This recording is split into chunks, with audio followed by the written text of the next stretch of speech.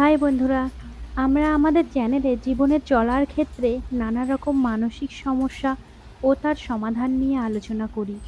আজ আমরা আমাদের সন্তানদের একটু বেশি আদর দিয়ে মানুষ করতে গিয়ে তাদের কি বানিয়ে ফেলছি আর তার সমস্যার কথাই বলছি।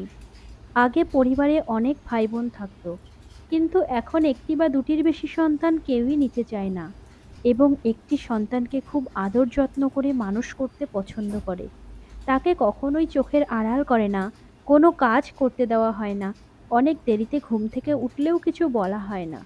অনেক অন্যায়কে বা জেদকে ছেলেমানুষি বলে আড়াল করা হয়। ফলে সন্তানটি ধীরে ধীরে পরনির্ভরশীল, ভীতু, জেদি, আবদ্ধ, অভদ্র, অলস এক অদ্ভুত মানুষ তৈরি হয়। তখন সেই সন্তান নিয়ে হয় বড় সমস্যা। সবসময় বকাঝকা, অশান্তি চলতেই থাকে, আর সব দোষ দেওয়া হয় ছেলেটিকে। যদিও ছেলেটির তেমন কোনো দোষ নেই, তাকে যেভাবে মানুষ করা হয়েছে ও তো তেমনটাই হবে। আমরা আমাদের আদরের ব্যালেন্স করতে পারি না। আমরা সন্তানদের আদর করব, তবে এটাও দেখব যেন সে বাদর তৈরি হয়ে না যায়। তাই শুরু থেকেই অন্যায়, আবদার বা জেদ ইত্যাদি বিষয়গুলোকে হালকাভাবে না নিয়ে যেটা ঠিক সেটাই করতে হবে। তাই বলে ভয় দেখিয়ে বা প্রচণ্ড মারধর করলেও হবে না। এই ব্যালেন্স করাটা কিন্তু খুব কঠিন কাজ। সবসময় নিজেদের মতো করে কাউন্সেলিংয়ের মাধ্যমে সন্তানদের মানসিক সমস্যার দিকে নজর রাখতে হবে ও তার সমস্যার সমাধানে সাহায্য করতে হবে। ছোট ছোট দায়িত্ব দিতে হবে। যদি সেই কাজ না করতে পারে, তাহলে ভুলগুলো ধরিয়ে দিতে হবে এবং উৎসাহ দিয়ে পরের দায়িত্ব দিতে হবে। কোনো কাজ করতে না দেওয়াটা মোটেই ভালো নয়।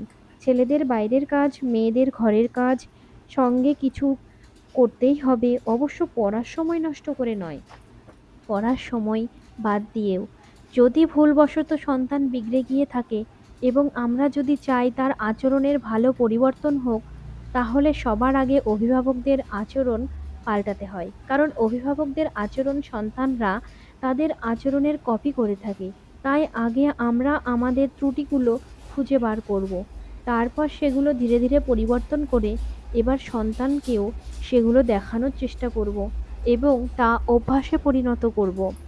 আমরা অভিভাবকরাও অনেক সময় অনেক রকমের ভুল আচরণ করে ফেলি। সন্তানদের সাথে আমরা যা বুঝতে পারি না বা বোঝাবার চেষ্টা করি না। আর একটা বিষয়, তুমি যা যা করতে ছোটবেলায়, যা যা পারতে, সেগুলো যে তোমার সন্তানও পারবে এমন কোনো কথা নয়। যুগের পরিবর্তন হচ্ছে, পরিবর্তনের সাথে সাথে সব কিছু পরিবর্তন হবে। তাই আমাদের আচরণ, চিন্তা এবং ভাবনাও পরিবর্তন করতে হবে। মনে রাখবে, তোমার সন্তান খারাপ হলে লোকে আগে তোমাকেই দোষ দেবে, বলবে পরিবারের কোনো শিক্ষা নেই।